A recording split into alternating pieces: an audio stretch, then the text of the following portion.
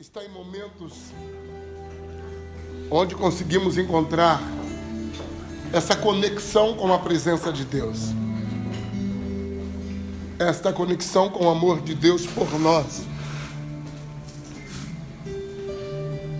E de tudo que podemos fazer dentro de uma reunião, o ponto mais elevado dela é adorar a Deus. Porque esta é a razão que nos fez existir. As Escrituras nos dizem que nós fomos criados para a glória e honra do seu louvor.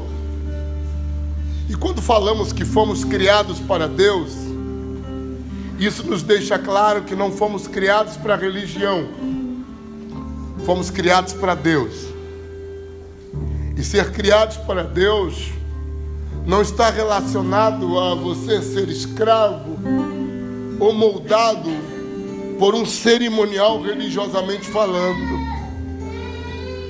Está relacionado à essência que nós temos e que nos faz existir e que nos dá motivos reais onde dedicamos as nossas vidas. No livro de Atos dos Apóstolos, é o que nós vamos meditar esta manhã. Eu comecei a estudar essa semana, estava com saudade de estar com vocês. E estou começando uma série chamada Avivamento e Revolução. O objetivo sempre é nos mostrar que a palavra avivamento está relacionado a dar vida. Então, quando você diz o que é um avivamento, a palavra avivamento está relacionada quando você ganha vida sobre o que está morto. Quando uma igreja está morta, ela recebe a vida de Deus, isso é chamado de avivamento. Quando a sua fé está morta e que recebe a vida de Deus, isso é chamado de avivamento. E quando o Senhor Yeshua, Jesus, ele foi ressuscitado, ele apareceu para os seus discípulos. E quando apareceu para eles, a maioria deles estavam fechados dentro de uma casa com muito medo dos romanos e dos judeus. Porque parecia que a fé e a confissão de fé estava fracassada, porque Yeshua havia morrido. E eles agora estavam num estado de medo. Uma das coisas que precisamos entender, que o medo sempre vai travar o teu chamado, vai travar sua fé, vai travar suas experiências com Deus, vai travar suas revelações, porque a presença de Deus não opera com medo. A Bíblia diz que o amor de Deus lança fora todo medo.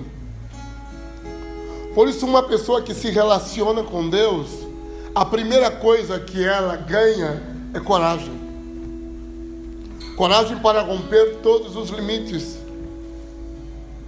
Por mais preconceituoso que pareça, embora não seja estranho, Jesus nunca saiu da Judeia. Todo o seu ministério foi para os judeus dentro da Judeia. Porém, ele pregava uma mensagem que estava transcendendo os limites da Judeia. Ele estava falando uma mensagem para o mundo.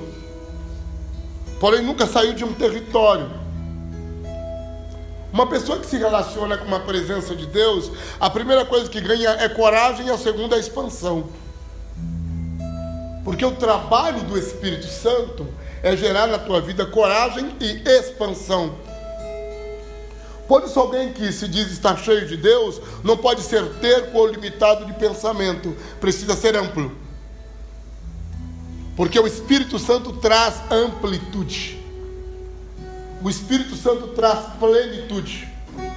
E como essa manhã cantamos tanto sobre o Espírito Santo, Atos 1:8 diz assim: mas recebereis poder ao descer sobre vós o Espírito Santo, e ser-me-eis testemunhas, tanto em Jerusalém, como em toda a Judéia e Samaria, até os confins da terra.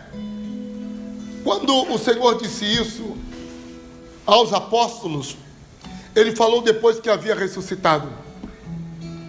E a primeira coisa é entender como podemos nos tornar uma testemunha. Existem duas palavras pontuais no Novo Testamento. A primeira é discípulo e a segunda é testemunha. Né?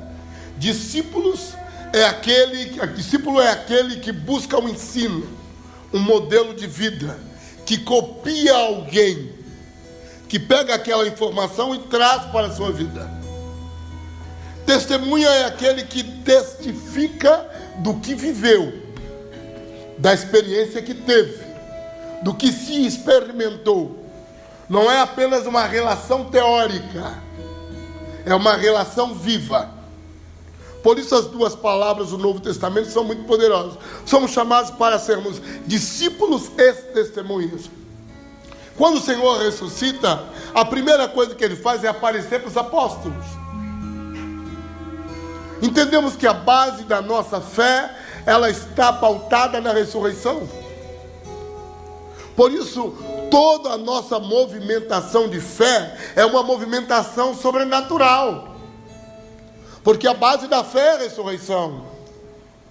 E como nós cremos que Cristo ressuscitou dos mortos ao terceiro dia, e apareceu glorificado por mais de 40 dias, falando aos seus apóstolos, Ele trouxe um evangelho de glorificação. E este evangelho de glorificação, ou glorificado, começa impartindo com eles uma coisa chamada Espírito Santo.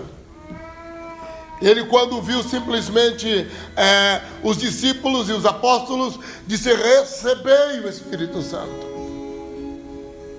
Durante muitos anos, as igrejas usavam o Espírito Santo como um troféu de crente santificado. Mas o Espírito Santo é uma profecia. O profeta Joel profetizou, dizendo que nos últimos dias o Espírito do Senhor seria derramado sobre toda a carne. Quantos são carnais aqui? O Espírito Santo é só para carnal, né? Sobre toda a carne. Então não é um fator de ser um troféu. A obra de Deus começa em nossas vidas pela vida e trabalho do Espírito Santo operando em nós. É o Espírito Santo que nos convence do pecado, do erro, do juízo, do mundo. Fale para o seu irmão: você é muito teimoso para uma pessoa conseguir te convencer. Só o Espírito Santo pode ser muito cabeção. Se ele, você tem uma cabeça grande demais, se ele de verdade não te convence, nenhuma pessoa poderia fazer isso. Abrir os olhos do seu coração, colocar luz no seu entendimento, gerar quebrantamento interno na sua estrutura. Ninguém poderia fazer isso. Por isso é obra e trabalho do Espírito. E a primeira coisa que Yeshua faz é soprar sobre eles e diz: recebei o Espírito Santo. Receber o Espírito Santo não é apenas quando você participa de um culto pentecostal, né? Aqueles cultos, como falamos, de labareda, canelinha de fogo, que algumas pessoas ficam até assustadas, né? Uma vez eu fui a uma reunião que eu fiz e estava muito avivada. Os irmãos gritavam, corriam, pulavam, batiam palma, rolavam no chão. Uma pessoa chegou para mim e falou, eu fiquei escandalizado. Eu falei: irmão, reclama com Deus, por favor. Você não é mais importante que Deus para ficar escandalizado com o que Deus faz. Nós deveríamos ficar escandalizados com outras coisas horrorosas e não ficamos. Sabe uma coisa que eu aprendi na minha vida? Nunca julgue a experiência de uma pessoa com Deus. Às vezes tem pessoas que vão viver o que você nunca viveu. Então você pode ir em algumas reuniões tão malucas que você vai ver gente gritando, pulando, correndo. Isso é o quê? Isso é a presença de Deus. É a experiência de uma pessoa com a presença de Deus.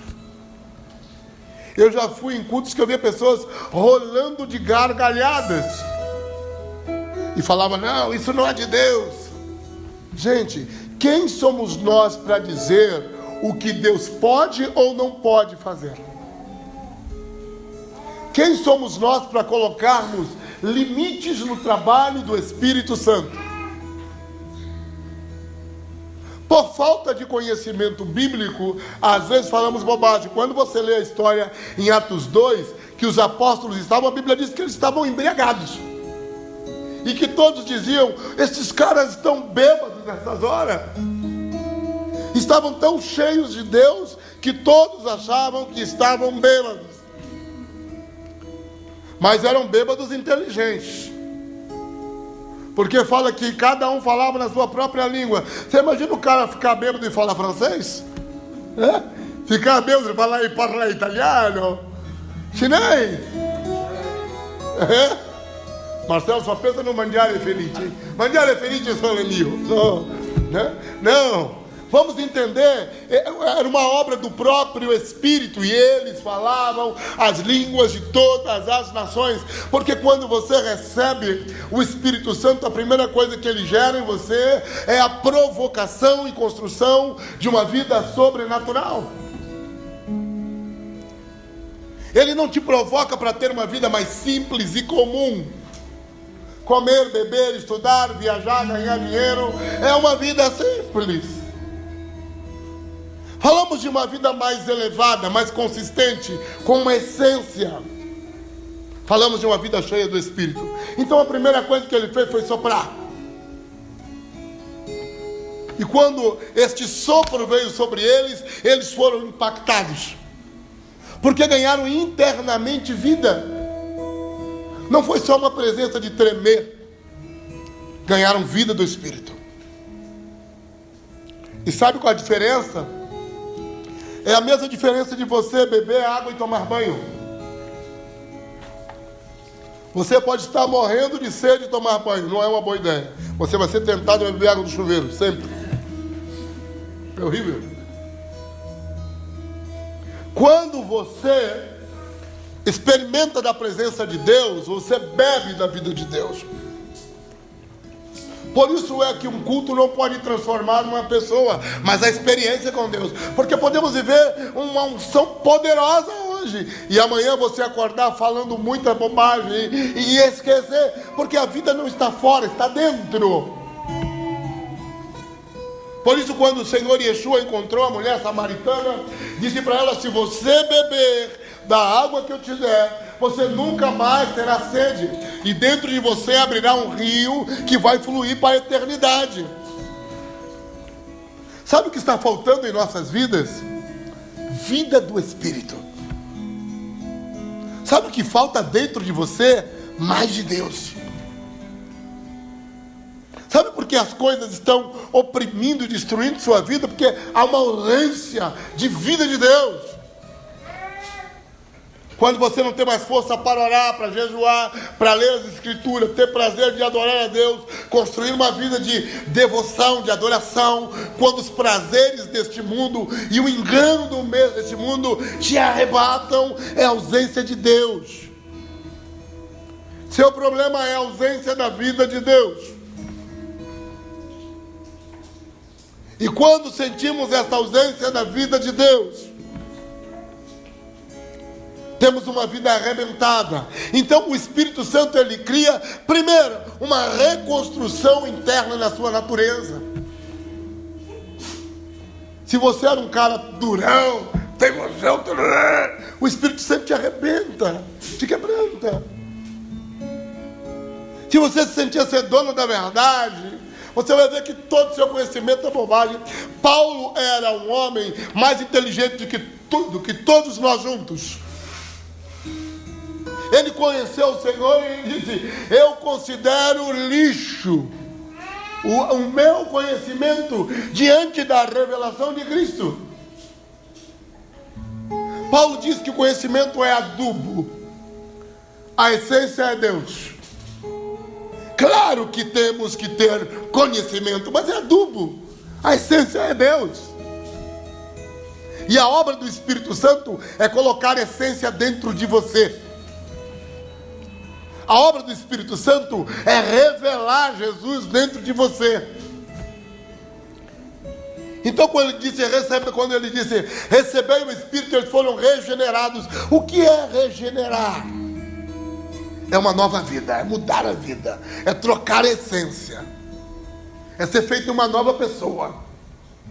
O que faz o Espírito Santo? Regenera, gera novamente.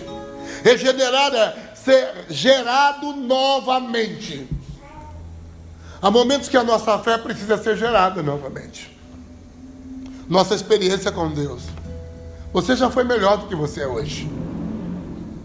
Você já foi mais incendiado, mais vivo, mais comprometido, mais apaixonado. Sabe o que está faltando? Uma regeneração. Uma vida nova com Deus. E só o Espírito Santo é capaz de produzir isto em você. Por isso precisamos de um avivamento, de uma nova vida. Você está proibido em reduzir a sua vida a um culto, de ficar sentado numa cadeira, de cantar 5 músicas e ouvir uma mensagem. Isso é uma vida simples, é uma vida de religioso. Você não foi chamado para isso.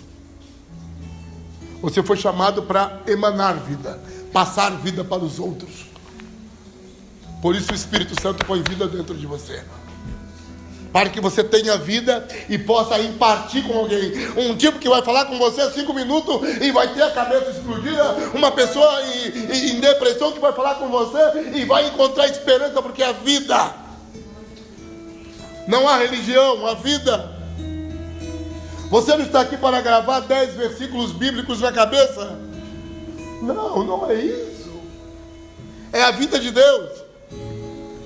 E quando você está perto de alguém que tem vida de Deus, a pessoa não precisa falar nada, não. Só de você estar perto, você sabe. Você sente. Né? Então os discípulos foram completamente regenerados, formados novamente para uma missão. Deus sempre vai gerar uma natureza da missão que Ele tem para a tua vida. E Ele quer que a sua vida seja tomada por essa natureza. Eles tinham uma missão. E Yeshua chega e diz a eles: como o Pai me enviou, eu envio vocês. Quando você toca o Evangelho, a primeira coisa que nasce na tua vida é uma missão. Você não veio nesse mundo para ter uma vida boba, uma vida vazia. Você tem uma missão, tem um chamado, tem um propósito para estar aqui, né? Você crê nisso? Quem crê nisso? Cara, mas a gente vai ficar mais 10 anos dentro aí. O que Deus tem com a minha vida? Quando o Espírito Santo caiu dentro dos apóstolos, disse: agora vocês têm uma missão. Então quando você diz: eu estou buscando o Espírito Santo, isso é muito bom. Porque o Espírito Santo vai te provocar para tocar, para ministrar, para amar. Sabe o que aconteceu? Aconteceu uma coisa incrível. Esses caras se levantaram com uma responsabilidade de levar o Evangelho para o resto do mundo. Deus não usa igrejas, Deus usa pessoas. Deus não está em paredes, Deus se movimenta com pessoas. E a primeira coisa que o Espírito Santo começou a fazer foi movimentar esses caras. Por isso, alguém que está com Deus tem uma vida de movimento e não uma vida estática. Quando eu estou cheio de Deus, eu não vivo parado. Minha vida se torna uma tecnologia de movimentação divina. E ocorreu uma coisa terrível. Yeshua aparece para eles e diz: olha, vocês agora não, vocês vão fazer e ensinar. Não vamos ensinar pessoas apenas porque temos conhecimento. Vamos ensinar vida. Então ele diz: vocês serão as minhas testemunhas e receberão poder. A palavra poder está relacionada a uma explosão. Dunamis, dínamos, de dinamite. Então alguém quando fala, eu quero o poder de Deus, se prepara para uma explosão. É semelhante conta uma história de um irmão que estava construindo uma casa. E nessa casa ele passou todos os fios e estava inacabado, entrou para dentro, chegou com a sua família, vamos agradecer a Jesus, né? E na hora de agradecer a Jesus, debaixo da luz, levantou as mãos e falou: Senhor, derrama poder. Pegou no filho: devagar, Jesus, devagar. Então, quando você pede o poder de Deus sobre a sua vida, você tem que entender que uma loucura começa. Começa uma revolução. Porque o poder gera revolução. Uma igreja de poder é uma igreja de revolução. O que é uma igreja de poder? É onde há curas, salvação, onde há anunciação do amor de Deus. Sabe o que nós queremos? Uma vida de poder. Paulo diz que a sua palavra e a sua pregação não consistiam em palavras de sabedoria humana, mas em demonstração de poder. Quando a igreja testemunha, ela se torna uma ferramenta para demonstrar. Não apenas pregar, demonstrar, mostrar como faz, mostrar como acontece. Sua vida precisa ser uma demonstração do reino de Deus neste mundo. Sua fé precisa ser uma demonstração. E quando esses caras receberam o Espírito Santo, eles ficaram malucos. Porque o que o Senhor prometeu para eles, que eles não seriam apenas como foi Jesus, pregador da Judéia. Eles iriam romper o limite, pregar no mundo inteiro.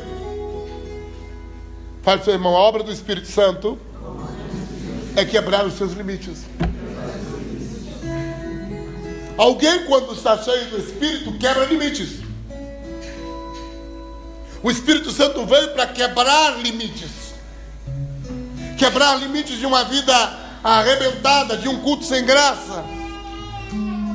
Sabe o que eu sinto? Chegou o tempo da gente quebrar limites. Chegou o tempo de vivermos cultos doidos, de uma vida sobrenatural, ousada. Sabe o que os apóstolos se tornaram? Ousados. Sabe o que é uma fé ousada? É uma fé corajosa. Sabe o que falavam para eles? Se vocês pregarem, vocês serão presos. Sabe o que faziam os apóstolos? Iam pregar no templo. Corriam risco. Quando nós temos o Espírito Santo, nós não temos medo de coisa alguma, não. Você não tem medo de demônio. Esse negócio de estar com medo de demônio, medo de, como é que o pessoal fala, de inveja? De gato preto. Sexta-feira 13, Jason, tudo isso, né? Não, você não tem não. Isso acaba na tua vida. Ah, jogaram sal grosso na minha porta. Estão te convidando para um churrasco, fica tranquilo. É mais ou menos isso. Porque o Espírito Santo te dá poder e o poder promove ousadia na sua vida. Ousadia e loucura divina. Porque o evangelho, ao contrário do que pensamos, não é um evangelho pacato, é um evangelho de loucura celestial. Por isso o apóstolo Paulo diz que Deus escolheu as coisas loucas para confundir as sábias. Nunca espere encontrar uma pessoa cheia do Espírito Santo normal. Nunca. Uma pessoa cheia do Espírito Santo está repleta de loucuras divinas. Por isso Jesus foi chamado de louco. era cheio do Espírito Santo. E todos falavam porque ele quebrava limite. Entrava numa sinagoga no sábado e era proibido curar. Ele curava. Ele ressuscitava mortos. O que está faltando em nós? Uma ousadia que é construída pela vida e o poder. Precisamos de duas coisas: vida e poder. Uma igreja que não tem vida não pode operar obras de poder. Um cristão que não tem vida não pode operar obras de poder. Por isso nós queremos essa manhã dizer ao Espírito Santo que estamos abertos e que precisamos de vida e poder. Queremos uma revolução. Quantos aceitam essa revolução gerada pelo Espírito Santo? Revolução, né? As coisas começam assim. E não importa se aqueles caras não ligavam se eles iam levar porrada lá dentro da prisão. Sabe por quê? A questão não era ser preso por pregar no templo. A loucura era os sinais, Anderson, que Deus dava. Eles apanhavam e iam presos quando eles estavam dentro da cadeia. Deus mandava um anjo e abria a porta da cadeia. Para você ver um anjo abrir a porta da prisão para você, você tem que pregar, meu irmão. Entendeu? Os testemunhos e as atividades divinas acontecem com gente que não tem medo de glorificar a Deus por meio da coragem. Por isso o Evangelho não é uma obra de covardes. Sabe, Rodrigo? Está na hora de pegar coragem. Sabe, Anderson? Coragem. Eu sinto que é um tempo de loucuras divinas. Sabe o que fez os apóstolos? Uma loucura. Eles teriam vergonha da gente. Porque se o irmão chegasse para você, eu estou com uma dor de cabeça, você já dá um remédio para ele, né? Dá um remédio. Sabe o que os apóstolos faziam? Oravam. Não saíam para evangelizar com um papelzinho na rua, dizendo Jesus te ama. Eles iam procurar um paralítico que estava na cadeira de roda. Se tivesse um cara lá no farol, na cadeira de roda, pedindo esmola, hoje os apóstolos sairiam do carro e diziam: levanta aí. Você entende? Este é o Evangelho. É de encontrar um cego e não dar esmola. É de abrir os olhos dele. Não ter vergonha de orar, de liberar uma palavra para alguém, de milagres, de cura, de poder. Estes eram os apóstolos. Esta é a fé que fomos chamados. Este é o Evangelho que carregamos. Não podemos enfraquecer o poder do Evangelho com uma vida tímida. Por isso, eles se tornaram violentos, muito violentos. Olhe para a pessoa que está ao seu lado. Ela oferece algum perigo? O que você acha? Tem cara de violenta, de brava, de algum bicho raro ali? Não. Sabe, Paulo era um homem muito violento antes de se converter. Ele matava os cristãos e saía de cidade em cidade. Era um homem violento. Depois que ele se converte, ele se torna pior. Porque antes ele trabalhava só na Judeia. Depois que ele se converte, ele diz: eu não quero só a Judeia, eu vou pregar Cristo no mundo todo, no mundo inteiro. Eu quero agora o mundo inteiro. Ele entendeu que precisava fazer uma revolução. Às vezes eu fico vendo como a igreja tem o poder de domesticar as pessoas. Porque há pessoas que quando estavam no mundo eram bravos, roubavam um carro forte, bandido, dava golpe, eram corajosos. E entram na igreja e ficam um gatinho assim, inofensivo, aquela coisa ovelhuda, carinha rosa. Ei, a violência divina que Deus te deu não é para você perder o instinto selvagem que você tem. Eu sempre uso esse exemplo como o zoológico que tem em Luján, lá na Argentina. Tem um monte de bicho, tudo velho, domesticado, tem aquele leão enorme. Aí todo mundo tira foto com o tigre. Já foi uma fera, mas hoje é um gatinho. Pergunta ao seu irmão, o que aconteceu com você? Por que você está mole assim? Que vida mole é essa? Você não oferece nenhum perigo, nenhuma ameaça, nenhum sinal de transformação neste mundo. Parece que não existe nenhuma evidência de poder na sua vida. Sabe o que faz o Espírito Santo, o Evangelho? Resgata esse instinto selvagem divino sobre nós. Esse poder para mudar o mundo. Esse desejo de querer mudar as coisas. Esse desejo de querer ser revolucionário. De começar um mundo novo, uma cultura nova, uma forma nova de fazer trabalho, uma família nova, uma empresa nova. Revolução. O Espírito Santo promove revolução. E se esta manhã você entende que a tua vida não pode ser mais essa vida palha, você tem a oportunidade de pedir a Ele: corrija a minha vida, Espírito Santo.